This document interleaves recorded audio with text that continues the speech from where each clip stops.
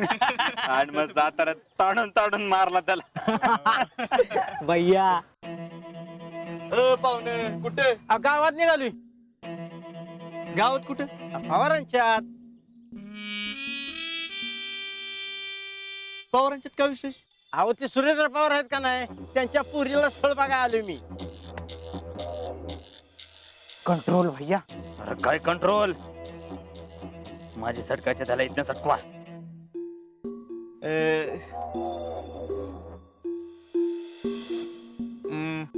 पाहुणे तुम्हाला माहिती का तुम्ही कुणाला बघायला चाललाय होय पवारांच्या पुरीला. लेकिन वो कौन है पता है क्या? हो नाही हे बघा ती है. हा चांगली आहे की. अरे काय चांगली आहे. कंट्रोल भैया. टॅलेंट,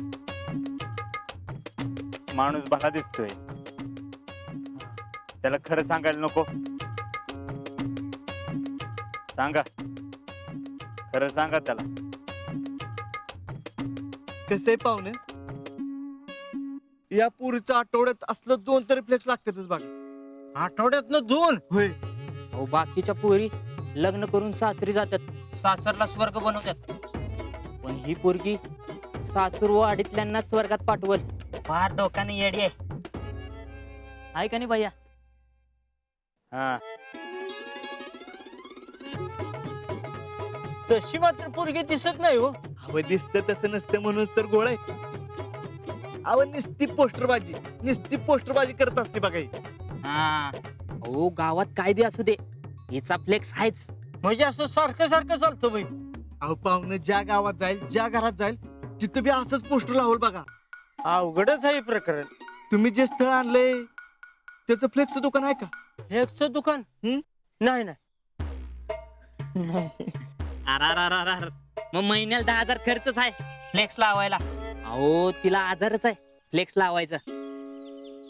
पाहुणं तुम्ही जा, तिला बघा, लग्न करा आणि सुखत राहा, जमलं तर.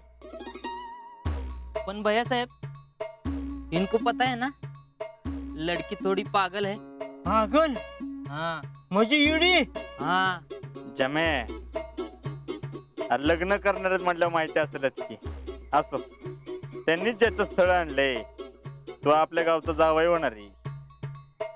अरे पवाराच्या शीतलला एस्केप करणार आहेत ते. भैया एस्केप नाही, ऍक्सेप्ट. There you R.